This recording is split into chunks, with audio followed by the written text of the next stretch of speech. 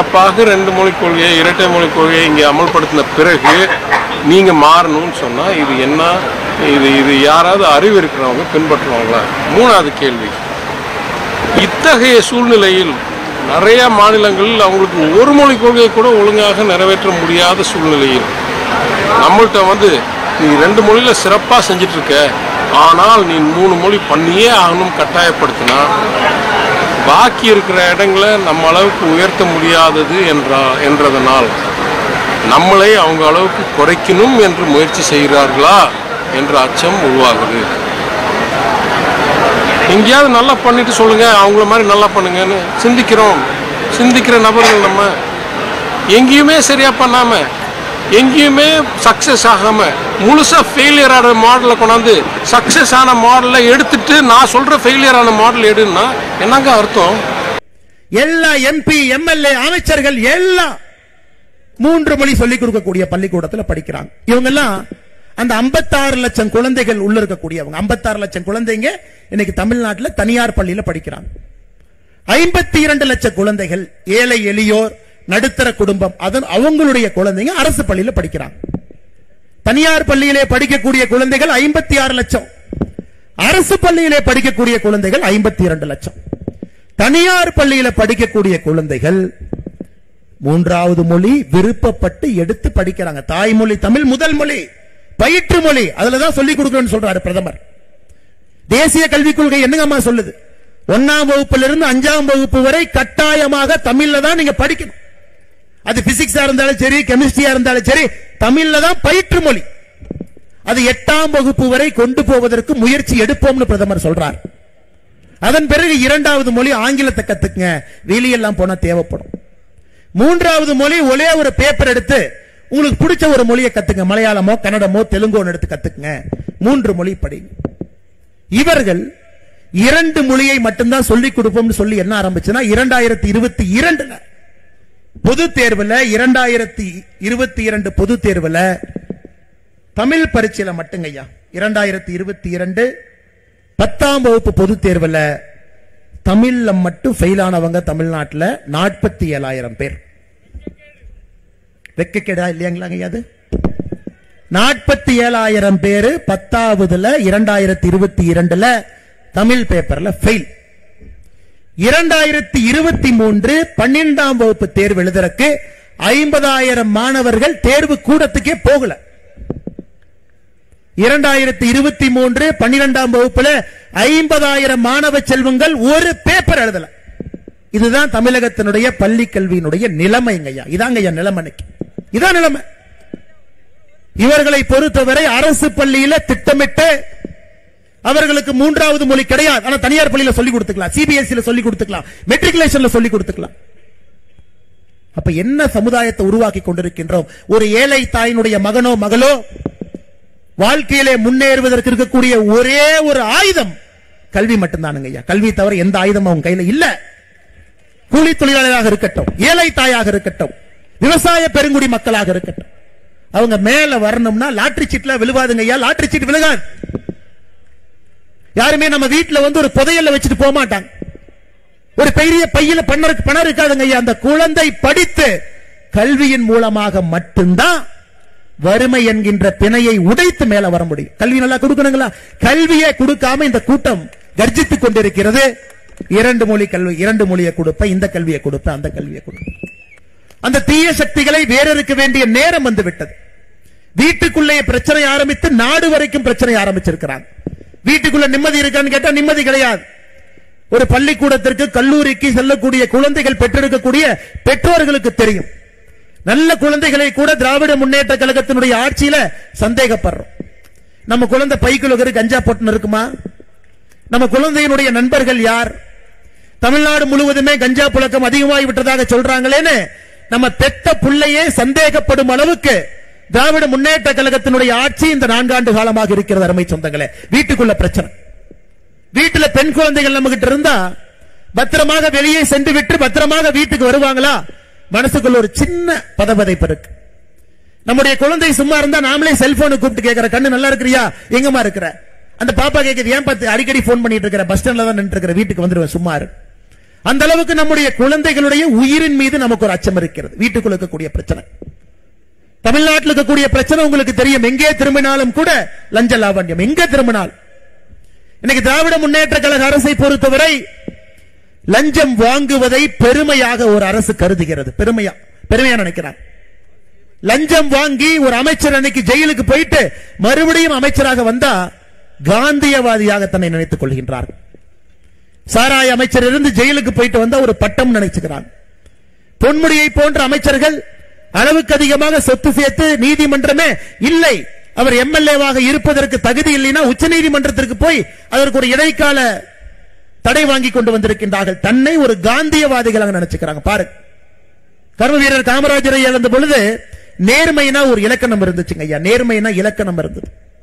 இன்னைக்கு அநியாயம் பண்றவனுக்கு மரியாதை இந்த நாட்டில், தவறாக சொத்து சேர்ப்பவனுக்கு ஒரு மரியாதை. லஞ்ச லாவண்யத்தில் பெருத்து போய் யாரு கிடக்கிறாங்களோ பெருமையாக நெஞ்சை நிமிர்த்தி வீதியில் நடந்து கொண்டு வருகின்றான். திராவிட முன்னேற்ற கழகத்தினுடைய யாரெல்லாம் மக்கள் பொறுப்பில் இருக்கக்கூடிய ஒருவரோடு ஒத்துப்பாரு. இலவச வேட்டி சேலையில ஊழல், நீங்க பாருங்க, டாஸ்மார்க்ல ஊழல், அதை பத்தி நான் பேசுறேங்க ஐயா. எல்லா இடத்திலும் கூட இவங்க ஊழல் கரைப்படியாத ஒரு இடம் இன்னைக்கு தமிழ்நாட்டில் இல்ல. லஞ்ச லாவண்யம் என்பது இன்னைக்கு மக்களை ஏற்றுக்கொண்டு விட்டார்கள் என்று திமுக காரன் மார்த்தட்டான். மக்களே அதை பத்தி பேசல. பாஜக காரனுக்கு வேற வேலை இல்லையா? நீ எதுக்கு லஞ்சத்தை பத்தி பேசிட்டு இருக்க? இது ஒரு பக்கம். அடுத்து நாட்டுக்கு கேடு. நாட்டை பொறுத்தவரை அருமை சொந்தங்கள், எனக்கு இந்தியா முழுவதும் தமிழகத்தை உத்து பார்க்கிறாங்க. ஒரு பக்கம் பாரத பிரதமர் நரேந்திர மோடி அவர்கள் எங்க போனாலும், நேத்து மொரீஷியஸ்ல இருந்தாருங்க ஐயா. மொரீஷியஸ் நாட்டினுடைய அதிபருக்கு தமிழகத்தில் செய்யப்பட்ட விநாயகர் சிலையை பாரத பிரதமர் நரேந்திர மோடி அவங்க கொடுக்கிறாங்க. எங்க போனாலும் தமிழ்நாட்டிலிருந்து ஒரு பொருளை கொடுக்க முடியுமா? சமீபத்தில் பில்கேட்ஸ் அவங்க வந்த பொழுது இங்கிருந்து அங்க பொய்க்கால் குதிரை ஒன்று வாங்கிட்டு போய் கொடுத்தார். எங்கே சென்றாலும் கூட தமிழ் மொழியினுடைய அருமையும் பெருமையும் பேசிக்கிட்டு இருக்கிறாங்க. எங்கே சென்றாலும். ஏன் இப்பதான் காசி தமிழ் சங்கமம், 3வது காசி தமிழ் சங்கமம் நடந்து முடிந்திருக்கிறது. அதற்கு அவங்க வச்ச பேரே வட இந்தியாவையும் தென்னிந்தியாவையும் இணைக்கக்கூடிய அகஸ்தியர் மாமுனி பேர்ல தான் காசி தமிழ் சங்கமமே நடந்துச்சுங்க ஐயா. தென்காசிக்கான பெருமை இது இப்பதான் நடந்து முடிச்சு. உலகத்தினுடைய மூத்த மொழி, பழைய மொழி, பாரம்பரியமிக்க மொழி என்று நம்முடைய தமிழ் மொழியை சொல்றாங்க. எங்கே சென்றாலும் கூட பாரத பிரதமர் நரேந்திர மோடி அவர்களை பொறுத்தவரை நம்முடைய தமிழ் மொழிக்கும் நம்முடைய கலாச்சாரத்திற்கும் பாரம்பரியத்திற்கும் பெருமை சேர்க்க முடியுமான்னு பார்க்கிறாங்க. அப்படிப்பட்ட இந்திய மக்கள் தமிழ்நாட்டை உத்து பார்க்கிறாங்க. என்ன இந்த ஊர்ல மட்டும் ஒருத்தர் இறந்ததுக்கு அப்புறம் பையன் முதலமைச்சர், பையன் இருக்கும் பொழுது இன்னொருத்தர் துணை முதலமைச்சர், அப்ப இருக்கக்கூடிய சின்ன பையன் ஒருத்தன் ஜல்லிக்கட்டுல கலெக்டர் தள்ளி விட்டுட்டு அவனு முன்னாடி உட்கார்றான். என்னங்க ஐயா அநியாயம்? இந்தியால எங்கேயுமே அநியாயம் இல்லை. எங்களை எல்லாம் படிக்காதவங்க பீகாரை பார்த்து ஜார்க்கண்டை பார்த்து சொல்றீங்களே, எங்களுடைய மாநிலத்தில் இந்த அநியாயம் இல்லை என்று ஜார்க்கண்ட் பீகார் மக்கள் சொல்றாங்க. படித்தவர்கள் பண்பாளர்கள் இருக்கக்கூடிய தமிழகத்தில் திராவிட கட்சிகள் இந்த அட்டூழியத்தை பண்ணிட்டு இருக்கிறாங்க. இது எப்படி நீங்கள் பொறுத்துக் கொண்டிருக்கின்றீர்கள் என்று பாரதம், இந்திய மக்கள் நம்மை உற்று கவனித்துக் கொண்டிருக்கின்றார். ஊழலுக்கு ஒரு அமைச்சர் சிறைக்கு போறார். அந்த அமைச்சர் 1.5 வருஷம் சிறையில் இருக்கார். 1.5 வருஷம் சிறையில் இருக்கும் வரை அவர் அமைச்சர் என்கின்ற பொறுப்பை உங்களுடைய என்னுடைய கஷ்டப்பட்டு வரி கட்ட பணத்துல 1.5 வருஷம் அந்த மனுஷனுக்கு சம்பளம் கொடுத்து சிறையில் இருந்து வெளியே வந்து 4வது நாள் மறுபடியும் அமைச்சர் என்கின்ற பொறுப்பை தூக்கி கையில கொடுக்கிறான். எப்படிப்பட்ட மனிதர்கள் வாழ்ந்த ஒரு மண், எப்படிப்பட்ட நீதிமான்கள் வாழ்ந்த ஒரு மண், நீதிக்கும் நேர்மைக்கும் மரியாதை இருந்த தமிழ் மண்ணில் 1.5 வருஷம் கஷ்டப்பட்டு நீங்க கற்ற வரியில வர்ற பணத்துல மாசம் 1,25,000 ரூபாய் சம்பளம் கொடுத்த அந்த அமைச்சருக்கு வெளியே வந்த 4வது நாள் அமைச்சர் என்கின்ற பதவியை மறுபடியும் தூக்கி கொடுக்கிறாங்கன்னா உங்களுக்கு என்ன தைரியம் இருக்குங்க ஐயா? என்ன தைரியம் இருக்கு? யோசிச்சு பாரு. இதையெல்லாம் தட்டி கேட்க வேண்டிய நேரம் ஐயா. இதெல்லாம் தட்டி கேட்க வேண்டிய நேரம். எதையெல்லாம் பொறுத்துக்கலாம், இதை பொறுக்க முடியாதுங்க ஐயா. மான பிரச்சனை. 9.5 லட்சம் கோடி கடன். இன்னைக்கு வயிற்றில் இருக்கக்கூடிய குழந்தை, நாளைக்கு அந்த குழந்தை பெருசாகி அந்த குழந்தைக்கு வரக்கூடிய குழந்தையும் கூட தமிழகத்தினுடைய கடனை அடுத்த 74 ஆண்டுகள் கட்டி முடிக்க முடியாது. 9.5 லட்சம் கோடி கடன். என்ன பெருமையா மார்த்தட்டிட்டு இருக்கிறாங்க. சாராயம் விற்று அதிலே 1 ரூபாய் வருமானம் பெறாத குஜராத் அரசு வருஷத்துக்கு 20,000 கோடி ரூபாய் சர்ப்ளஸ்ல பட்ஜெட் போடுறாங்க. கை நீட்டி காசு வாங்காம பட்ஜெட் போடுறாங்க ஐயா. இங்கே 50,000 கோடி ரூபாய் சாராயத்தில் வருமானம் வைத்துக் கொண்டு 9.5 லட்சம் கோடி கடனை வாங்கி ஒரு பட்ஜெட் போட்டிருக்கும். இந்த அரசுக்கு வெக்கமா இல்லையாங்க ஐயா? திராவிட மாடல் அரசு என்று சொல்லுகின்றார். வெக்கப்படாம கூச்சப்படாம இது நம்பர் 1 அரசு, இது திராவிட மாடல் அரசு, முதலமைச்சரை எல்லா மக்களும் அப்பா அப்பான்னு கூப்பிடுறாங்க. எனக்கு ஒரே பூரிப்பா இருக்கு. யார் அப்பான்னு கூப்பிடுறான்னு எனக்கு தெரியாதுங்க. யார் அப்பான்னு கூப்பிட்டு நான் பார்க்கல. ஐயா யோசிச்சு பாருங்க, நான் இப்ப சொல்றது நல்லா யோசிச்சு பாருங்க ஐயா. ஆசிரியர்கள் கண்ணியம் மிக்கவங்க ஐயா. நம்ம எல்லாமே ஆசிரியர்கள் இல்லை என்றால் நம்ம யாருமே இங்க இருக்க முடியாதுங்க ஐயா. ஏதோ ஒரு இடத்துல ஒரு நல்ல ஆசிரியர் இருந்த காரணத்தினாலதான் நம்மளை அடிச்சு திருப்பி நம்ம எல்லாம் பக்குவப்படுத்தி இங்க உட்கார வச்சிருக்கிறாங்க. எனக்கு தமிழகத்தில் நான் சொல்றதை நல்லா கேட்டுக்க ஐயா. கடந்த 3 ஆண்டுகள்ல பாலியல் குற்றத்தில் சிக்கிய ஆசிரியர் பெருமக்களுடைய எண்ணிக்கை 238. கடந்த 3 ஆண்டுகள்ல பாலியல் குற்றத்தில் சிக்கிய ஆசிரியர் பெருமக்களுடைய எண்ணிக்கை 238. நான் திகார் ஜெயிலில் இருக்கிறாங்க, சென்னை சென்ட்ரல் ஜெயிலில் இருக்கக்கூடிய அக்யூஸ்ட பத்தி நான் பேசலீங்க ஐயா. அவங்கள பத்தி பேச ஆசிரியர் பெருமக்கள் பாலியல் குற்றத்தில் ஈடுபட்டவங்க 238 பேர். இந்த அநியாயத்தை பார்த்திருக்கீங்களா ஐயா? தமிழகத்தினுடைய கல்வித்தரம் எங்க இருக்குன்னு எல்லாருக்கும் தெரியுங்க ஐயா. அதல பாதாளத்தில் இருக்கு, அதல பாதாளத்தில். ஏன்னா மோடி ஐயாவை பொறுத்தவரை கல்வி கற்றவர்கள் இந்தியாவை ஆளணும், தொழிற்சாலைகள் தொடங்கணும், வேலை வாய்ப்பை உருவாக்கணும். கல்வி கற்றவர்கள் இந்த நாட்டை முன்னேற்ற பாதையில் எடுத்து செல்ல வேண்டும். திராவிட முன்னேற்ற கழகத்தை பொறுத்தவரை கல்வி கற்காதவர்கள் போஸ்ட் ஓட்டணும், திமுகவினுடைய கொடியை பிடிக்கணும்.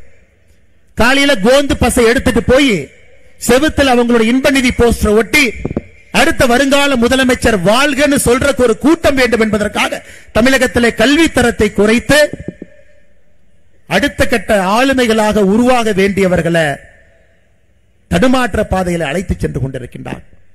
நீங்க யோசிச்சு பாருங்க ஐயா, யோசிச்சு பாருங்க எப்படிப்பட்ட பூமி இது. ஐயாவளி பாதையில வந்திருக்கக்கூடிய எல்லாம் இவ்வளவு பேர் இருக்கிறோங்க ஐயா. எல்லோருமே ஐயா உண்டு ஐயா உண்டு ஐயா உண்டு பெருமையா சொல்றோங்க ஐயா. அகஸ்திய மாமுனி இந்த மண்ணுல ஃபுல்லா நடந்திருக்காருங்க ஐயா. பொதிகை மலையிலிருந்து முழுசா நடந்திருக்கார். இந்த மாநிலத்தில் 50,000 கோடி ரூபாய் வருமானம் சாராயம் மூலமாக 50,000 கோடி ரூபாய் வருமானம். அதை வச்சுதான் நம்ம பட்ஜெட் போடுறோம்னா எப்படிங்க ஏத்துக்க முடியும்? எப்படிங்க ஏத்துக்க முடியும்? அதனால அன்பு சொந்தங்களே, இந்த 2026 தேர்தல் என்பது சாதாரணமா நம்ம வாக்குச்சாவடிக்கு போயிட்டு ஓட்டு போட்டு வர போறதில்லை. நீங்க ஓட்டு குத்துற இவிஎம் மிஷின் உடையணும். அந்த கோபத்தோடு உங்களுடைய வாக்கு இருக்கிறாங்க. அந்த வெறியோடு ஓட்டு போடும். எந்த காரணத்திற்கும் கூட திராவிட முன்னேற்ற கழகத்தினுடைய அரசு விடுங்கய்யா. தமிழகத்திற்கு ஆகாத ஒரு கட்சினா திராவிட முன்னேற்ற கழகத்தினுடைய கட்சி ஆகாது. அந்த கட்சியில் இருக்கக்கூடிய நல்லவங்க இன்னைக்கு வெளியே வர ஆரம்பிச்சிட்டாங்க. அவங்களும் வெளியே வர ஆரம்பிச்சிட்டாங்க. நமக்கு இது வேண்டாம் பார்.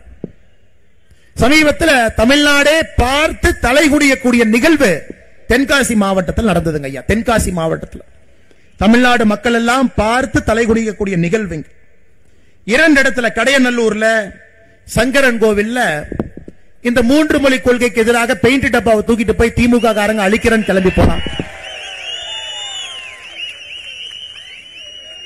கடையநல்லூர்ல திராவிட முன்னேற்ற கழகத்தினுடைய முன்னாள் மாவட்ட செயலாளர் அண்ணன் செல்லதுரை அவர் போயிட்டார். கையில பெயிண்ட் டப்பா எடுத்துட்டு போயிட்டாரு. கருப்பு மை இருக்குது, பிரஷ் இருக்குது, பாக்குறாரு. இதுல ஹிந்தி எதுன்னு சொல்லி கொடுக்கலையா நமக்கு? 3 மொழி இருக்கு. ஆங்கிலமும் படிக்க தெரியல, ஹிந்தியும் படிக்க தெரியல, எனக்கு தெரிஞ்ச தமிழும் படிக்க தெரிஞ்சிருக்காது.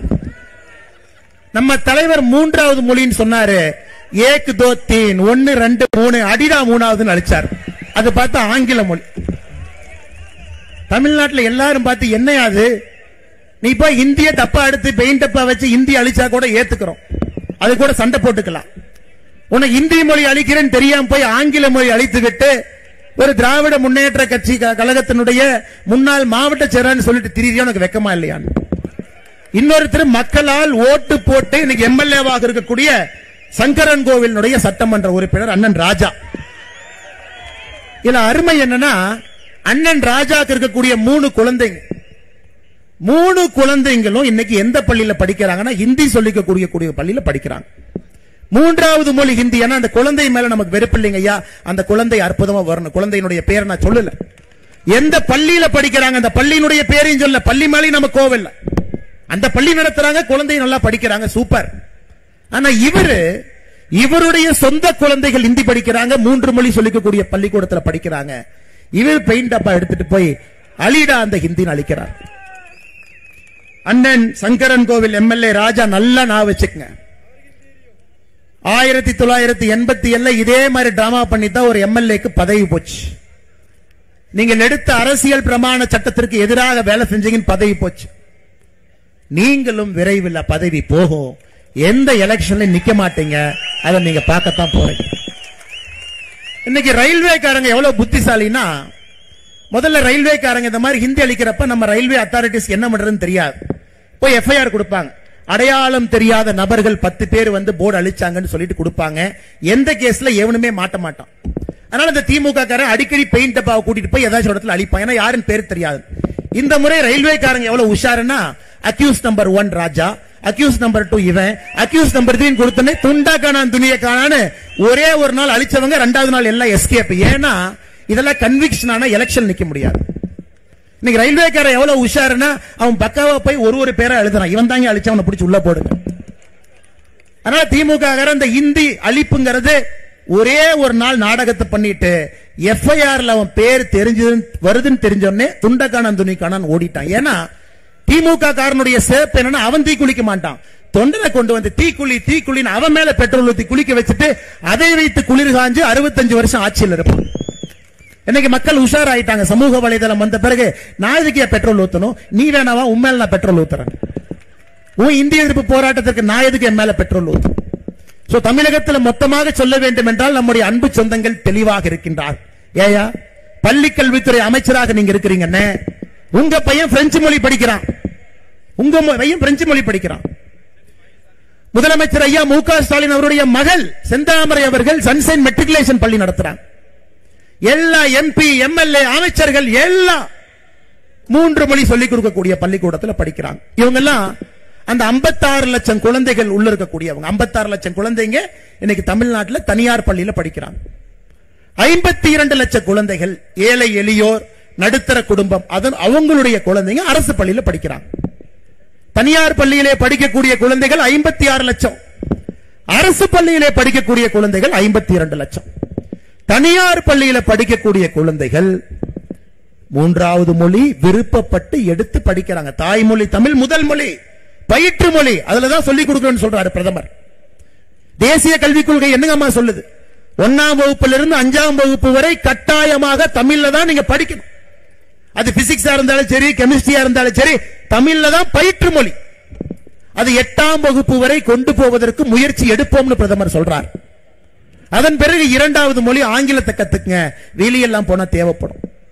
3வது மொழி ஒரே ஒரு பேப்பர் எடுத்து உங்களுக்கு பிடிச்ச ஒரு மொழியை கத்துங்க, மலையாளமோ கன்னடமோ தெலுங்கோ எடுத்து கத்துக்குங்க, 3 மொழி படிங்க. இவர்கள் 2 மொழியை மட்டும்தான் சொல்லிக் கொடுப்போம்னு சொல்லி என்ன ஆரம்பிச்சுன்னா, 2022 பொது தேர்வுல 2022 பொது தேர்வுல தமிழ் பரீட்சையில மட்டுங்க ஐயா 2022 10ஆம் வகுப்பு பொது தேர்வுல தமிழ்ல மட்டும் ஃபெயில் ஆனவங்க தமிழ்நாட்டில் 47,000 பேர். வெக்கக்கேடா இல்லையாங்களாங்க அது? 47,000 பேரு 10வதுல 2022 தமிழ் பேப்பர்ல ஃபெயில். 2023 12ஆம் வகுப்பு தேர்வு எழுதுறதுக்கு 50,000 மாணவர்கள் தேர்வு கூடத்துக்கே போகல. 2023 12ஆம் வகுப்புல 50,000 மாணவ செல்வங்கள் ஒரு பேப்பர் எழுதல. இதுதான் தமிழகத்தினுடைய பள்ளி கல்வியினுடைய நிலைமைங்க ஐயா. இதாங்க ஐயா நிலைமை. இதான் நிலைமை. இவர்களை பொறுத்தவரை அரசு பள்ளியில திட்டமிட்டு அவர்களுக்கு 3வது மொழி கிடையாது. ஆனா தனியார் பள்ளியில சொல்லிக் கொடுத்துக்கலாம், சிபிஎஸ்இ சொல்லிக் கொடுத்துக்கலாம், மெட்ரிகுலேஷன்ல சொல்லிக் கொடுத்துக்கலாம். அப்ப என்ன சமுதாயத்தை உருவாக்கி கொண்டிருக்கின்றோம்? ஒரு ஏழை தாயினுடைய மகனோ மகளோ வாழ்க்கையிலே முன்னேறுவதற்கு இருக்கக்கூடிய ஒரே ஒரு ஆயுதம் கல்வி மட்டும்தானுங்க ஐயா. கல்வி தவிர எந்த ஆயுதம் அவங்க கையில இல்ல. கூலி தொழிலாளராக இருக்கட்டும், ஏழை தாயாக இருக்கட்டும், விவசாய பெருங்குடி மக்களாக இருக்கட்டும், அவங்க மேல வரணும்னா லாட்டரி சீட்ல விழுவாதுங்க ஐயா. லாட்டரி சீட் விழுகாது. யாருமே நம்ம வீட்டுல வந்து ஒரு புதையல்ல வச்சுட்டு போக மாட்டாங்க.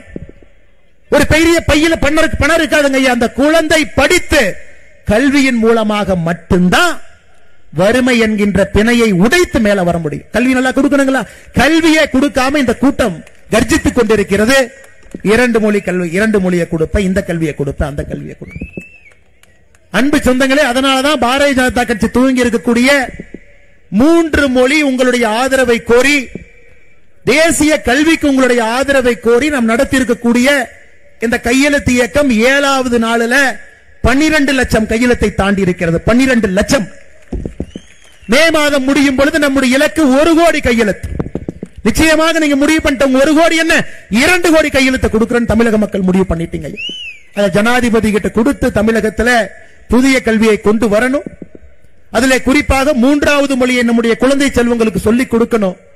தமிழ்நாட்டிலும் கோலோச்சணும், இந்தியாவிலும் கோலோச்சணும், உலகத்திலையும் கோலோச்ச வேண்டும் என்றால் அவர்களுக்கு மொழிகளுடைய கற்றல் அறிவு திறன் வேண்டும் என்பதற்காக பாரதிய ஜனதா கட்சி போராடி கொண்டிருக்கின்றோம். அன்பு சொந்தங்களே, உங்களுக்கு இன்னொரு தகவல் சொல்றேன். இந்த சகுனி கூட்டம், தமிழகத்தில் இருக்கக்கூடிய திராவிட முன்னேற்ற கழகத்தினுடைய சகுனி கூட்டம் தமிழகத்திற்குள்ள நவோதயா பள்ளியை விடமாட்டேங்கிறாங்க. நவோதயா பள்ளி, ஐயா நவோதயா பள்ளியை பத்தி கேள்விப்பட்டிருக்கோம், கொஞ்சம் கை தூக்குங்க ஐயா. அண்ணே, நான் நவோதயா பள்ளியை ஒரு இடத்துல கேள்விப்பட்டிருக்கேன் இருக்கு. சில பேருக்கு தெரிஞ்சிருக்காது. ஆனா இந்தியால நவோதயா பள்ளிகள் இல்லாத ஒரே ஒரு மாநிலம் நம்முடைய தமிழ்நாடு மட்டும்தான். ஐயா, இந்த நவோதயா பள்ளி 1987 ஆரம்பிக்கப்பட்டது. எதுக்குன்னா, ஏழை குடும்பம், விவசாய குடும்பம், வறுமை கோட்டில் இருக்கக்கூடிய குடும்பம், நல்லா பாத்துங்க ஐயா, ஏழை குடும்பம், விவசாய குடும்பம், வறுமை கோட்டில் இருக்கக்கூடிய குடும்பத்தில் இருக்கக்கூடிய குழந்தைகளுக்கு உலகத்தரம் வாய்ந்த தனியார் பள்ளியில் இருக்கக்கூடிய அதே கல்வித்தரத்தை அவங்களுக்கு கொடுக்க வேண்டும் என்பதற்காக ஒரு மாவட்டத்திற்கு ஒரு பள்ளிக்கூடம், ஜவஹர்லால் நேரு ஐயா பேர்ல ஜவஹர் நவோதயா வித்யாலயா, அதனுடைய பேருங்க ஐயா. இது ஆரம்பித்தது ராஜீவ் காந்தி ஐயா. அவங்களுடைய நோக்கம் என்னன்னா, ஒரு மாவட்டத்திற்கு ஒரு பள்ளிக்கூடம், ஏழையா இருக்கணும், விவசாய குடும்பத்தில் இருக்கணும், வறுமை கோட்டில் இருக்கணும். அந்த குழந்தைங்க மட்டும்தான் 5ஆம் வகுப்புல வேற பள்ளியில படிக்கிறவங்க 6ஆம் வகுப்பு, 7ஆம் வகுப்பு, 8ஆம் வகுப்பு நவோதயா பள்ளியில சேரலாம். ஐயா, இன்னைக்கு உத்தரப்பிரதேசத்துல 96 நவோதயா பள்ளிக்கூடங்கள் இருக்கு. உத்தரப்பிரதேசத்துல 96, கர்நாடகாவிலே 31, குஜராத்திலே 34, ஹரியானாவில் 21, கேரளால 14, தமிழ்நாட்டில் 0. உத்தரப்பிரதேசத்தில் இருக்கக்கூடிய 96 நவோதயா பள்ளியில 48,000 குழந்தைகள் படிக்கிறாங்க. நல்லா சொல்றாங்க ஐயா. மறுபடியும், உலகத்தரம் வாய்ந்த தனியார் பள்ளிக்கூடத்தில் என்ன கல்வி இருக்கிறதோ அதே கல்வியை அந்த மாவட்டத்தில் இருக்கக்கூடிய நவோதயா பள்ளிக்கூடத்தில் ஏழை எளியோருக்கு, விவசாய பெருமக்களுக்கு, வறுமை கோட்டில் இருக்கிறவங்களுக்கு கொடுக்கணும். மிச்சம் குழந்தைங்க அங்க போக முடியாதுங்க ஐயா. ஒரு குழந்தைக்கு மத்திய அரசு, இன்னைக்கு மோடி ஐயா, நவோதயா பள்ளியிலே படிக்கக்கூடிய ஒரு குழந்தைக்கு ஒரு வருஷத்திற்கு நம்ம செலவு செய்யக்கூடிய பணம் 85,000 ரூபாய். நவோதயா பள்ளியில ஒரு குழந்தை படிக்கிறாங்கன்னா மத்திய அரசு ஒரு ஆண்டுக்கு அந்த குழந்தைக்கு செலவு செய்யக்கூடிய பணம் என்பது 85,000. அதனாலதான் ஐஐடி, ஐஏஎஸ், ஐபிஎஸ் போட்டி தேர்வுகள், பரீட்சைகள் நவோதயா பள்ளி தட்டி தூக்கிட்டு இருக்கிறாங்க. அதனாலதான் பாரதிய ஜனதா கட்சி கோரிக்கை வச்சோம், உங்களுக்கு நவோதயா அப்படிங்கிற பேர்ல பிரச்சனை இருந்ததுன்னா காமராஜர் பள்ளின்னு பேரை மாத்தி நாங்க கொண்டு வரோம். 2 வருஷம் ஆச்சு, முதலமைச்சர் கடிதம் எழுதியிருக்கின்றோம். உங்களுக்கு நவோதயா பள்ளி மேல பிரச்சனை. அது ஆரம்பிச்சது காங்கிரஸ். உங்களுக்கு தெரியும், காங்கிரஸ்காரனை பொறுத்த வரைக்கும் ஆரம்பிச்சுட்டு போயிருவான். அதை சரியா நடத்தி மக்கள்கிட்ட கொண்டு போறது நம்ம வேலை தான். ஜிஎஸ்டி இருந்து ஒன்னொன்னு நம்ம வேலை தான். அதை செப்பனிட்டு சிறப்பான பாதையிலே பாரதிய ஜனதா கட்சி நாம் எடுத்து சென்று கொண்டிருக்கின்றோம். நவோதயா பள்ளி வேண்டாம், கேந்திரிய வித்யாலயா பள்ளி வேண்டாம். அரசு பள்ளி கூரையில தண்ணி ஒழுகும், அரசு பள்ளி உடைச்சாச்சு, அரசு மரத்து கீழ் இருப்பாங்க. அப்ப எப்படிங்க ஐயா தமிழ்நாட்டில் குழந்தைகளுக்கு தரமான கல்வியை எப்படி கொடுக்க முடியும் நீங்க சொல்லுங்க. நம்மை ஆள்பவங்க படிக்காதவங்க, ஹிந்தியும் தெரியாது, இங்கிலீஷும் தெரியாது, தமிழும் தெரியாது, பெயிண்ட் டப்பாவை கூட்டு போய் ஏதோ ஒன்று அழிச்சிட்டு வர ஆட்கள். நம்மளை ஆள்றவங்களுக்கும் படிப்பறிவு இல்லை. படிப்பறிவு இருக்கக்கூடிய விஷயத்தையும் தமிழகத்திற்குள்ள அனுமதிப்பதற்கு இவங்க தயாரா இல்லைன்னா நம்முடைய குழந்தைகளுக்கு என்ன வழி? அதனால்தான் இந்த கையெழுத்து இயக்கத்தை பாரதிய ஜனதா கட்சி நாம் எடுத்திருக்கின்றோம். 1 கோடி கையெழுத்து நமக்கு வேண்டும். அந்த 1 கோடி கையெழுத்து வந்த பிறகு நம்முடைய மாண்புமிகு ஜனாதிபதி அவர்களை சந்திச்சு தமிழ்நாட்டு மக்களுடைய எண்ணத்தை பாருங்க. எல்லா மக்களுமே புதிய கல்விக் கொள்கை, தேசிய கல்விக் கொள்கை வேண்டுங்கிறாங்க. எங்களுக்கு வேண்டும், கொடுங்கன்னு சொல்றாங்க. அன்பு சொந்தங்களே, அதனால் திமுக கார என்ன போய் வேணாலும் சொல்லுவாங்க. ஐயா மோடி ஐயா வந்து ஹிந்தியை திணிக்கிறாரு, மோடி ஐயா சமஸ்கிருதத்தை திணிக்கிறார். நீங்க பாக்குறீங்க, பாரதிய ஜனதா கட்சி உங்க முன்னாடி நின்றுக்கிறங்க. ஐயா 7 தலைமுறை 8 தலைமுறை 9 தலைமுறை விவசாயம் பார்த்த ஒரு குடும்பத்தின், கரூரில் இருக்கக்கூடிய 9 தலைமுறை ஒரு குடும்பத்தில் பையனாக பிறந்து விவசாயியாக முன்னால் நின்றுக்கிறார். இங்க இருக்கக்கூடிய ஒரு தொண்டன் ஒரு தலைவனுக்கு அதே மாதிரி சொல்லாங்க. இந்த மண்ணிலே பிறந்து இந்த மண்ணில் தேசியத்தை வளர்க்க வேண்டும் என்பதற்காக நின்று கொண்டிருக்கின்றோம். ஒரு தேசிய கட்சியில் இருந்தா இந்தியாவில் இருக்கிறவங்க எல்லாம் ஒன்னாத்தான் இருப்பாங்க. அல்ல ஹிந்தி பேசுறவன் இருப்பான், கன்னடம் பேசுறவன் இருப்பான், தமிழ் பேசுறவன் இருப்பான், தெலுங்கு பேசுறவன் இருப்பான். தேசிய கட்சி என்கின்ற ஒரே காரணத்திற்காக தமிழ்நாட்டினுடைய உரிமையை விட்டுக் கொடுத்து வருவார்கள் என்று ஒரு பொய்யை சொல்லி திராவிட கட்சிகள், திராவிட முன்னேற்ற கழகம் இவங்க ஆட்சி நடத்திட்டு இருக்கிறாங்க. ஐயா தென்காசி ஒரு சாதாரணமான ஊர் இல்லைங்க ஐயா, அது விவசாய பூமி. தமிழ்நாட்டினுடைய விளைநிலங்கள் கடைசியாக நிற்க போகின்ற ஒரு பகுதி தென்காசி தான். எங்க அழிஞ்சாலும் தென்காசியில கொஞ்ச நாளைக்கு இருக்கும். சமீபத்தின ஆய்வறிக்கையை பார்க்கும் பொழுது தென்காசியில மட்டுமே, இந்த ஒரே ஒரு மாவட்டத்தில் மட்டுமே இருக்கக்கூடிய விவசாய நிலத்தை பாருங்க. 1,26,534 லட்சம் ஹெக்டர் விவசாய நிலம் இருக்கு. ஆனா அந்த 1,26,534 லட்சம் ஹெக்டர் விவசாய நிலத்துல எத்தனை நிலத்திற்கு தண்ணி இருக்கு அப்படின்னு பாத்தீங்கன்னா 47% விவசாய நிலத்திற்கு தண்ணி இல்லை. தண்ணி இல்லை. சிறு சிறு நதிகள் இருக்குதுங்க ஐயா. கருப்பா, ஜம்பு நதி இருக்குதுங்க ஐயா, செண்பகவதி நதி இருக்குதுங்க ஐயா, நட்சேப நதி இருக்கு, ஹனுமன் நதி இருக்கு, குண்டாறு நீர்த்தேக்கம் இருக்கு, சின்ன சின்னதா இருக்குதுங்க ஐயா. என்னதான் கர்ம வீரர் காமராஜரையே எப்ப யோசிச்சாருன்னா, இப்ப யோசிக்கலீங்க, எப்ப யோசிச்சாருன்னா, குறிப்பாக தென்காசி பகுதி மக்களுக்கு 2 திட்டங்கள் இந்த பகுதியில கொண்டு வரணும் அப்படிங்கறதுல கர்ம வீரர் காமராஜரையே தெளிவா இருந்தார். ஒன்று இரட்டை குளம் கால்வாய் திட்டத்தை கொண்டு வரணும். அவர் ஆட்சி காலத்தில் வேகமாக துவங்குவதற்கு முயற்சி எடுத்தார். வேகமா எப்படியாச்சும் அதை கொண்டு வந்துடணும். 48 கிராமத்திற்கு இது நிச்சயமாக ஒரு பெரிய உதவி செய்யும். வீர கேரளம்புதூர் தாலுகா ஆலங்குளம் ஒன்றியத்தில் 15 கிராம பஞ்சாயத்தில் இருக்கக்கூடிய 48 கிராமம் மிகவும் வறட்சியான பகுதி. இந்த பகுதிக்கு இரட்டை குளம் திட்டத்தை கொண்டு வரணும். ஆனா காமராஜர் ஐயாவுடைய கெட்ட நேரம், நல்ல மனிதன் என்ன பண்ணாருங்க, 63ல இங்கெல்லாம் பாத்தீங்கன்னா முதலமைச்சர் கோந்து போட்டு ஒட்டி உட்கார்ந்து இருக்கிறார். அந்த சேரை விட்டுறக்கூடாது. காமராஜர் ஐயா எனக்கு இந்த இருக்கை வேண்டாம் என்று அவராக முதலமைச்சர் பணியை விட்டுட்டு காங்கிரஸ் கட்சியினுடைய வளர்ச்சி பணிக்கு போனார். அன்னைக்கு விட்டுட்டு போனாரு. இன்னைக்கு வரைக்கும் இரட்டை குளம் தத்தளித்துக் கொண்டிருக்கிறது. 2021 தேர்தல் பரப்புரை மார்ச் 30ஆம் தேதி இன்னைக்கு முதலமைச்சராக இருக்கக்கூடிய ஸ்டாலின் ஐயா இங்க வந்து சொன்னாருங்க ஐயா, தென்காசி மாவட்டத்தில் சொன்னாரு, நான் ஆட்சிக்கு வந்த பிறகு நிதி கொடுத்து பணம் கொடுத்து இரட்டை குளம் திட்டத்தை நிச்சயமாக நாங்க நிறைவேற்றுவோம். அதோடு நிக்கலீங்க ஐயா, உங்களுக்கு இருக்கக்கூடிய இன்னொரு பெரிய பிரச்சனை செண்பகவல்லி அணை திட்டம். இந்த ஒரு தொகுதி மட்டுமே, வாசுதேவநல்லூர் தொகுதி மட்டுமே 1,00,000 ஏக்கருக்கு பாய்ந்து கொண்டிருந்த நீர். அது சாதாரண எண்ணம் இல்லைங்க ஐயா. 1733 இன்னைக்கு நேத்து இல்லைங்க. இன்னைக்கு இருக்கக்கூடிய சிவகிரி ஜமீனும் திருவங்கூர் சமஸ்தானமும் 1733 ஒப்பந்தம் போட்டாங்க. தண்ணியினுடைய ஒரு பகுதி முல்லை பெரியாருக்கு போகும், ஒரு பகுதி இங்க வரும், வாசுதேவ் நல்லூருக்கு வரும் என்று. 1962 டேம் உடைந்த பொழுது கர்ம வீரர் காமராஜர் ஐயா பணம் கொடுத்து உடனடியாக சரி பண்ணாங்க. 1982 மறுபடியும் அது பிரச்சனையான பொழுது புரட்சி தலைவர் எம்ஜிஆர் ஐயா பணத்தை அனுப்பிட்டாரு கேரளாக்கு. இங்க பாருங்க, எங்களுடைய பங்கு இது வச்சுக்கங்க, வேகமா ரிப்பேர் பண்ணுங்க. அன்னையிலிருந்து கேரள அரசு ஏமாற்றிக் கொண்டிருக்கின்றார்கள். அது பெரியார் வனப்பகுதியில் இருக்கு, உள்ள போக முடியாது, புலி சாப்பிட்டு கரடி சாப்பிட்டு. இன்னைக்கு நம்முடைய மாண்புமிகு தமிழகத்தினுடைய முதலமைச்சர் அவர்கள் திமுகவினுடைய தேர்தல் வாக்குறுதி 84வது தேர்தல் வாக்குறுதி சொல்றாங்க, செண்பகவல்லி அணையை சரி செய்து இங்கே தண்ணி கொண்டு வருவதற்கு நடவடிக்கை எடுப்போம். டாஸ்மார்க்ல சாராய வர்றதுக்கு நடவடிக்கை எடுத்திருக்கிறாங்களோ தவிர செண்பகவல்லி அணையில தண்ணி வருவதற்கு நடவடிக்கை எடுக்கலைங்க. இது மட்டும் இல்ல, இன்னைக்கு நம்முடைய முதலமைச்சர் எத்தனை முறை கேரளா போயிருக்கார். ஐயா மு.க. ஸ்டாலின் அவர்கள் தமிழகத்தினுடைய முதலமைச்சரான பிறகு கேரளாவுக்கு எத்தனை முறை போயிருக்காருன்னா 5 முறை போயிருக்கிறாருங்க. 5 முறை. 2022 ஏப்ரல் மாசம் கேரளாவிலே மார்க்சிஸ்ட் கம்யூனிஸ்ட் கட்சியினுடைய மாநாடு.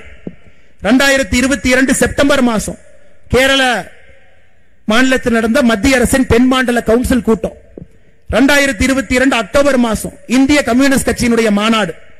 2023 ஏப்ரல் மாசம் வைக்கம் போராட்ட நூற்றாண்டு விழா. 2024 டிசம்பர் மாசம் வைக்கம் போராட்ட நூற்றாண்டினுடைய நிறைவு விழா.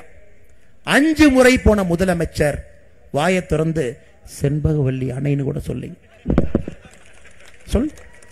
ஆனா 84வது தேர்தல் வாக்குறுதி. ஆனா இன்னைக்கு கேரளாவுக்கு நேத்து பார்த்தேன், நம்முடைய அமைச்சர் பிடிஆர் அவர் கேரளாக்கு அனுப்புறார். பிடிஆர் என்ன நாளைக்கு கேரளா போறார். எதுக்குன்னா மோடி அரசு தொகுதி மறுசீரமைப்பு கூட்டம் நடத்த போறாங்க.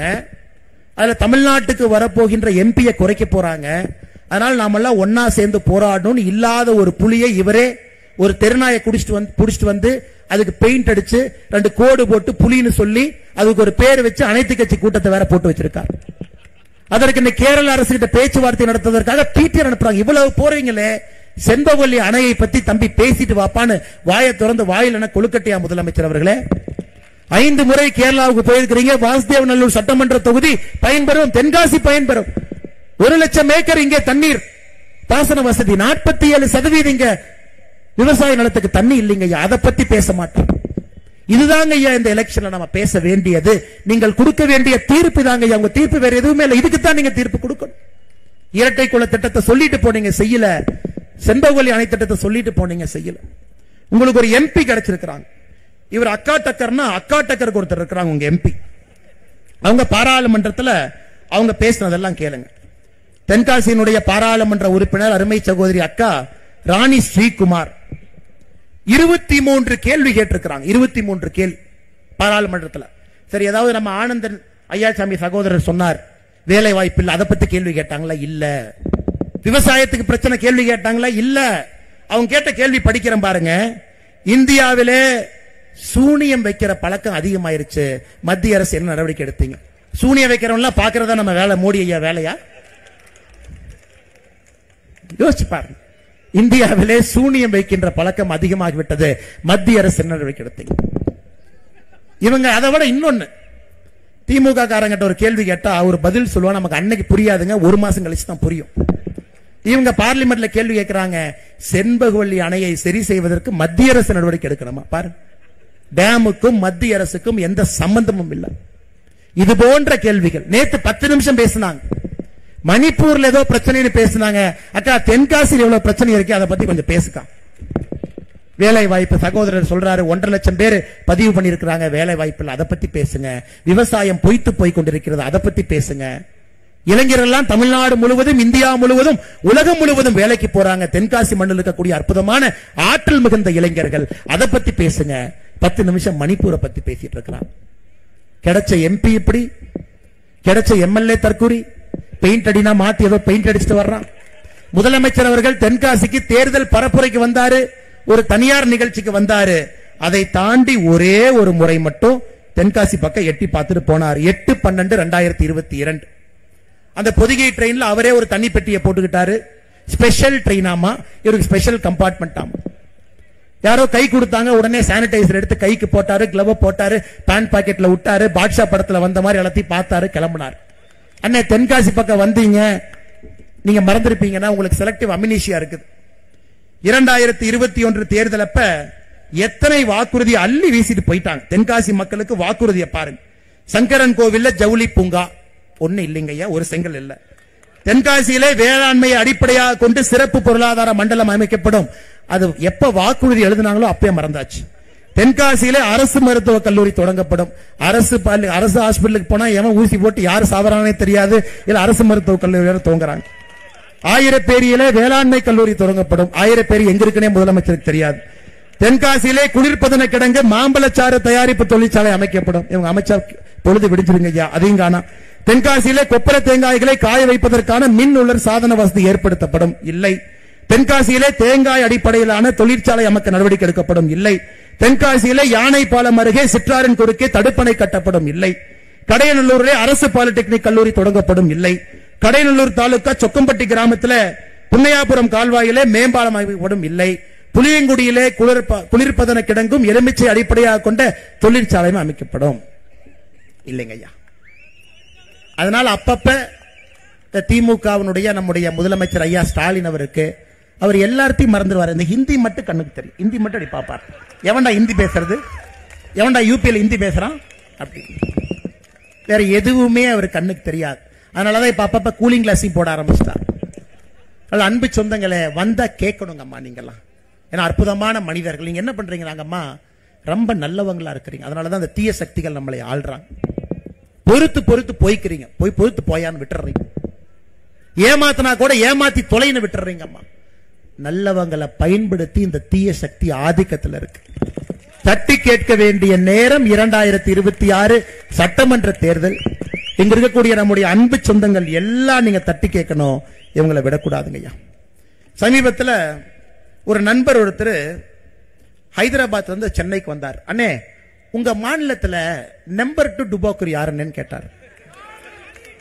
நான் கேட்டேன், அண்ணே நம்பர் 1 டுபாக்கூர் யாருன்னு கேட்கலையானே. அண்ணே அது ஸ்டாலின் ஐயான்னு தெரியும், நம்பர் 2 நேரா சொல்லுங்க.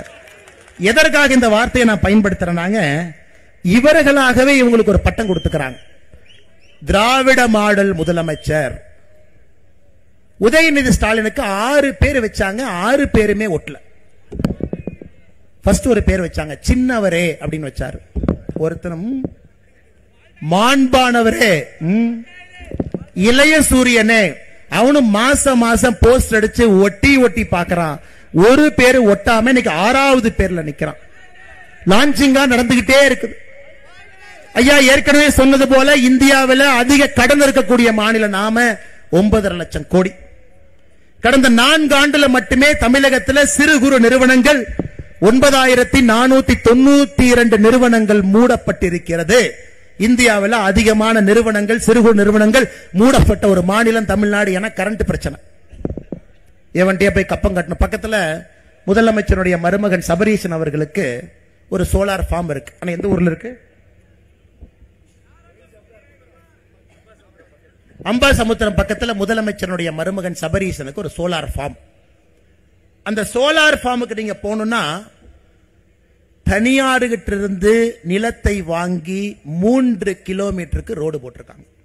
நீங்க போய் பார்த்துட்டு வரணும். அந்த பக்கம் போனீங்கன்னா இங்க நடக்கக்கூடிய அநியாயம், தனியார்கிட்ட இருந்து நிலத்தை வாங்கி 3 கிலோமீட்டர் ரோடு போட்டிருக்காங்க. ஏன்னா இவங்கெல்லாம் நடந்து வரும் பொழுது எஜமான் காலடி மண்ணெடுத்து நல்ல கைக்கு பின்னாடி பாடிக்கிட்டே வருவாங்க.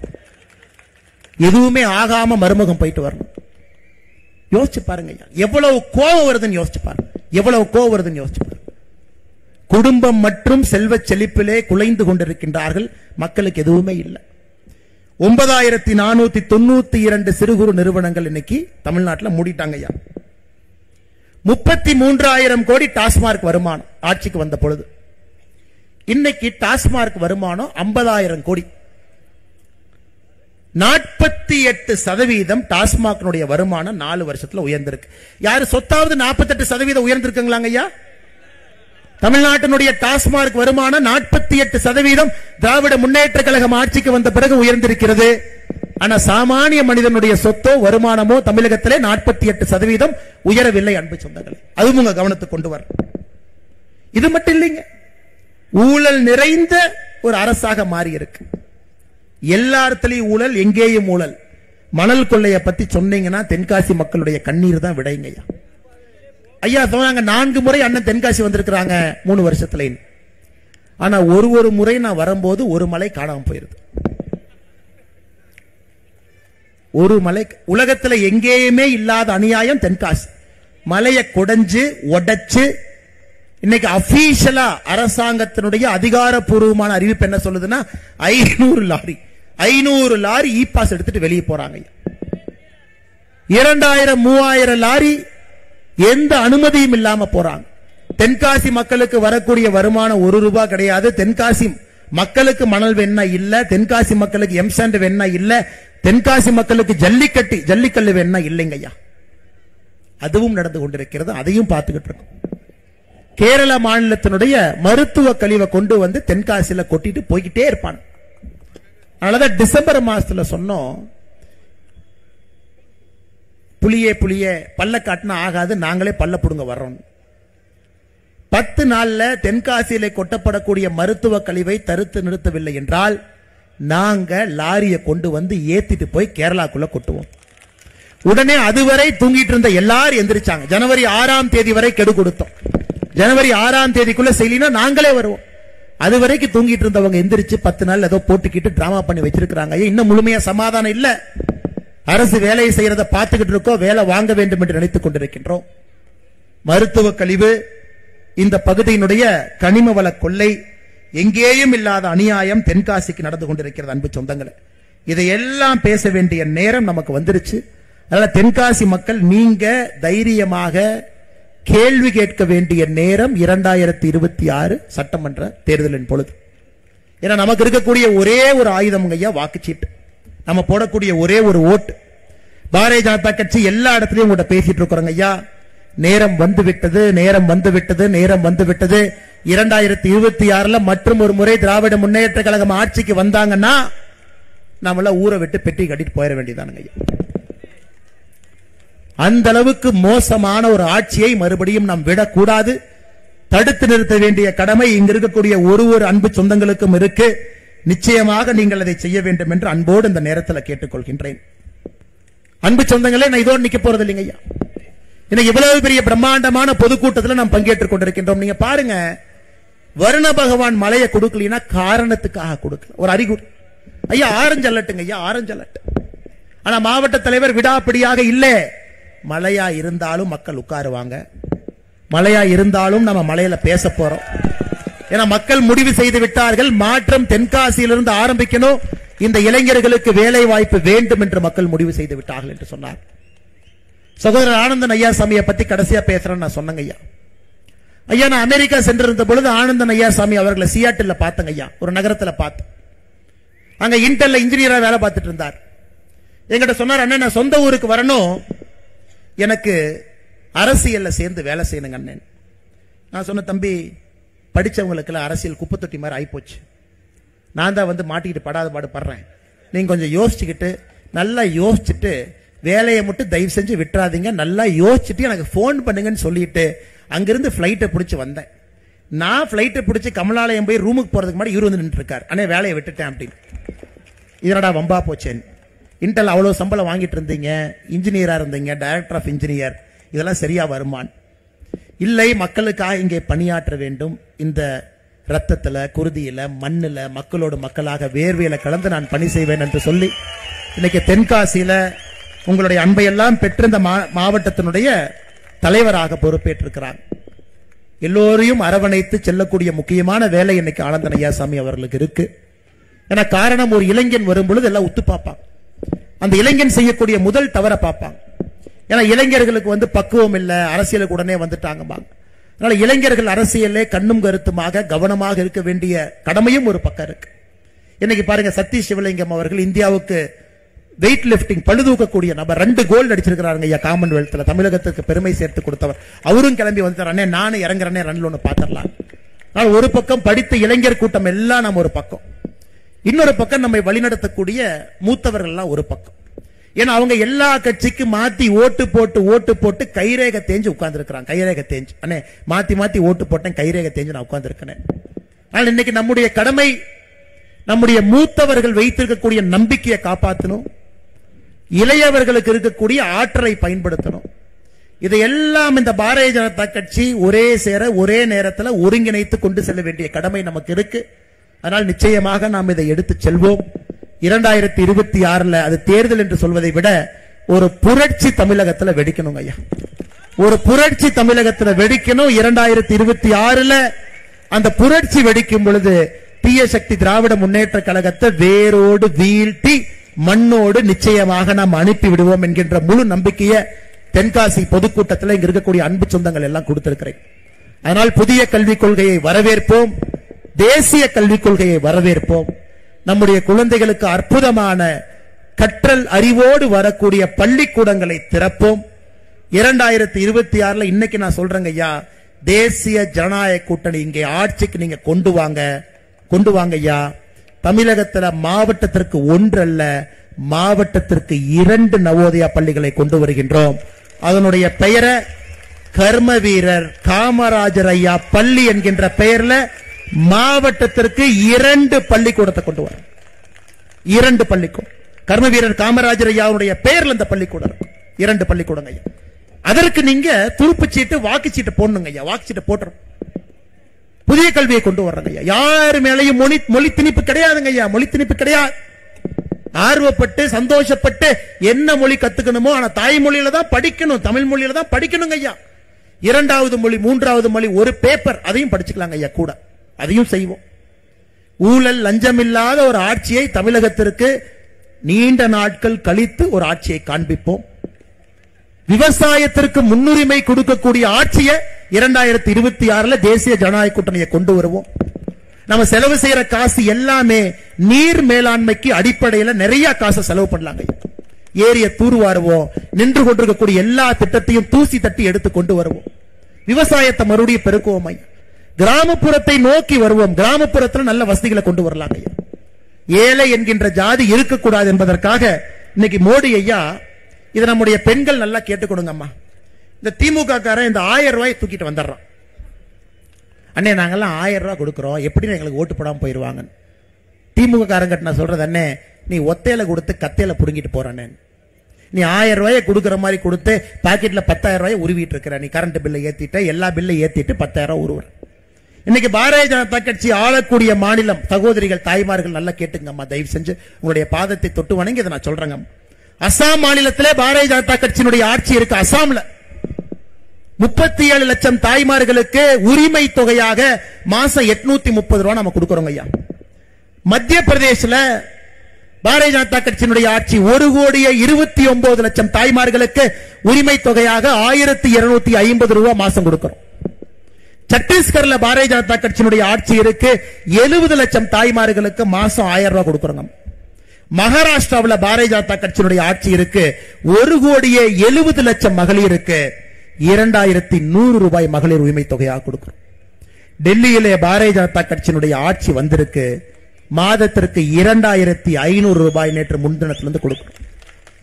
எங்களை பொறுத்தவரை ஏழை என்கின்ற ஜாதி தமிழகத்தில் இருக்கக்கூடாது என்கின்ற சபதத்தை நாங்கள் எடுத்திருக்கின்றோம். அது பெண்கள் மூலமாக தாய்மார்கள் மூலமாக மட்டும்தான் நடக்கும் என்று நம்புகின்றோம். தேசிய ஜனநாயக கூட்டணி பாரதிய ஜனதா கட்சி இங்கே ஆட்சிக்கு வரும் பொழுது 2,500 தாண்டி சகோதரிகளுக்கு உரிமை தொகை இங்கே நாங்கள் கொடுப்போம். அதை செய்து காட்டுவோம். இது திமுக காரங்களுக்கு நாங்க விடக்கூடிய நேரடி சவால். அண்ணே 2,500 கொடுத்தா கஜானா தாங்காதுனே, 1000 ரூபாய் கொடுத்தே எங்களால முடியலண்ணே. தம்பி நீ 1000 ரூபாய் கொடுக்கிற, நீ 80,000 ரூபாய் கொள்ளையடிக்கிற பட்ஜெட்ல இருந்து. நாங்க கொள்ளையடிக்க மாட்டோம். அந்த 80,000 40,000 சகோதரிகளுக்கு கொடுத்தோம். அதனால எங்களை பொறுத்தவரை 2,500 ரூபாய்க்கு மேல கொடுத்து நன்றாக பட்ஜெட் போட முடியும். கல்விக்கு நிதி ஒதுக்க முடியும். உள்கட்டமைப்புக்கு நிதி கொடுக்க முடியும். தமிழகத்திலே எங்கே எல்லாம் பணம் தேவையோ விவசாயத்திற்கு எங்களால் கொடுக்க முடியும். நீ கொள்ளையடிக்கிறது 80,000 கோடி. நீ இவ்வளவு பணத்தை கொள்ளையடிச்சா எப்படி பட்ஜெட் போட முடியும்? 1000 ரூபாய் கொடுத்துட்டு 1000 ரூபாய் கொடுத்துட்டு 1000 ரூபாய் கொடுத்துட்டு கொடுத்தது 1000, சொன்னது 10,000 டைம் சொல்லிட்டானு. அன்பு சொந்தங்களே, பாரதிய ஜனதா கட்சி இன்னைக்கு 5 மாநிலத்தில் உரிமை தொகையை கொடுத்துக் கொண்டிருக்கின்றோம். இதை நான் சொல்லிங்க, மோடி ஐயாவுடைய கேரண்டி, பாரத பிரதமர் நரேந்திர மோடி ஐயாவுடைய கேரண்டி. தமிழகத்திலும் பாரதிய ஜனதா கட்சி டெல்லியில் எவ்வளவு கொடுக்கிறோமோ அதை தாண்டி இங்கே சகோதரிகளுக்கு உரிமை தொகையை பாரதிய ஜனதா கட்சி கொடுக்கும். அதனால எந்த விதத்தில் நீங்க பார்த்தாலும் உங்களுக்கு தேவையான தகுதி பெற்ற ஒரு கட்சி பாரதிய ஜனதா கட்சி மட்டும்தாங்க. எந்த விதத்திலும் சட்டம் ஒழுங்கு காப்பாற்றி கொடுக்கிறோம். கல்வி அற்புதமா கொடுக்கிறோம். தனி மனிதனுக்கு கொடுக்கக்கூடிய மரியாதை அற்புதமா கொடுக்கிறோம். தமிழ் மொழிக்கு செய்ய வேண்டிய கடமை, தமிழ் மொழியை உரிமையாக எடுத்து உலக லெவலுக்கு கொண்டு போறது பாரதிய ஜனதா கட்சியா மட்டும்தாங்க முடியும். தலை குனிந்திருக்கக்கூடிய தமிழகத்தை மறுபடியும் தலை நிமிர்ந்து இந்தியாவுடைய முதன்மை மாநிலமாக மாற்றக்கூடிய தகுதி பாரதிய ஜனதா கட்சி. கிராமப்புற மறுமலர்ச்சி பாரதிய ஜனதா கட்சி, தேசிய ஜனநாயக கூட்டணி மட்டும்தான். விவசாய பெருமக்களுக்கு மறுபடியும் அவங்க குழந்தைங்க விவசாயம் பண்ணலாம் அப்படிங்கிற நம்பிக்கை கொடுக்கக்கூடிய ஒரே ஒரு கட்சி பாரதிய ஜனதா கட்சி, தேசிய ஜனநாயக கூட்டணி மட்டும்தான். பெண்களுக்கு பாதுகாப்பு பாரதிய ஜனதா கட்சி. அரசு பள்ளியிலே அற்புதமான திட்டம், நேர்மையான ஒரு ஆட்சியை கொடுத்து ஒப்பற்ற ஒரு கல்வியை அரசு பள்ளியில கொடுக்க முடியுமா? அதுவும் பாரதிய ஜனதா கட்சி. அதனால நீங்க எப்படி யோசிச்சு பார்த்தாலும் உங்க பக்கத்தில் இருக்கக்கூடிய ஒரே ஒரு கட்சி பாரதிய ஜனதா கட்சி, தேசிய ஜனநாயக கூட்டணி. அன்பு சொந்தங்களே, மறுபடியும் உங்கள்கிட்ட வேண்டுகோள் வைக்கிறோம். இன்னைக்கு ஒரு தீப்பொறியை பத்த வச்சிருக்கிறோம் ஐயா. தீப்பொறி தென்காசியில ஒரு தீப்பொறி. அதனாலதான் வருண பகவான் மழை கொடுக்காமல் நின்று கொண்டிருக்கின்றார். இது 5 தொகுதிக்கு நம்ம எடுத்துட்டு போகணுங்க. 5 தொகுதி மக்கள்கிட்ட பேசணும். அடிப்படை பிரச்சனைக்கெல்லாம் தீர்வு கொடுக்கக்கூடிய கட்சி பாரதிய ஜனதா கட்சி, தேசிய ஜனநாயக கூட்டணி. இந்த டைம் நீங்க செய்ய வேண்டியது ஒன்றே ஒன்று மட்டும்தான், மாத்தி யோசிங்கம்மா. இத்தனை நாளா எந்தெந்த கட்சிகளுக்கெல்லாம் ஓட்டு போட்டீங்களோ ஒரே ஒரு முறை மாத்தி யோசிச்சு பாரதிய ஜனதா கட்சிக்கு, தாமரைக்கு, தேசிய ஜனநாயக கூட்டணிக்கு ஒரே ஒரு முறை மாத்தி யோசிச்சு நீங்க ஓட்டு போடுங்க. வட்டியும் முதலுமாக உங்களுக்கு கடுமையாக பாடுபட்டு ஒரு நல்லாட்சியை பாரதிய ஜனதா கட்சி நாங்கள் கொடுப்போம், தேசிய ஜனநாயக கூட்டணி கூட்டுப்போம் என்று சொல்லி இந்த அற்புதமான கூட்டத்திற்கு வருகை தந்திருக்கக்கூடிய எல்லா பெரியோர்கள், தாய்மார்கள், எழுச்சி மிகுந்த இளைஞர்கள், பத்திரிகை நண்பர்கள், தென்காசி மாவட்டத்தில் மூளை முடுக்கிலிருந்து தேசியவாதிகளுடைய கூட்டமெல்லாம் இங்க வந்திருக்கிறீங்க. நிச்சயமாக உங்களுடைய நம்பிக்கையை காப்பாற்றி பாரதிய ஜனதா கட்சி தமிழகத்தை அடுத்த இடத்திற்கு எடுத்து செல்லும் என்று